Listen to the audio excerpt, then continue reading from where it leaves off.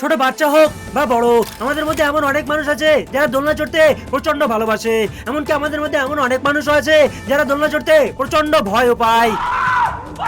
ভিডিওতে দেখতে পাচ্ছি যে একটা ছোট্ট বাচ্চা সে তার মা বাবার সঙ্গে মেলাতে যায়। মেলাতে গিয়ে মা বাবার কাছে আবদার করতে থাকে যে সে দোলনাতে চড়বে। হঠাৎ করে যখন সে দোলনাতে চড়ে এবং দোলনাতে চড়ার পর তার মা বাবার বেখেয়াল হয়ে যায়, তখন সে দোলনা থেকে পড়ে যায় এবং দোলনা থেকে পড়ে গিয়ে সে দোলনার উপর থেকে ঝুলতে থাকে।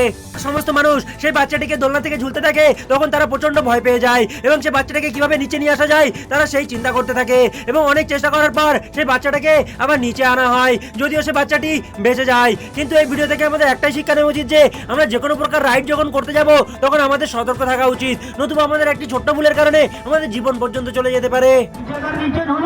चढ़ जा कोई यार।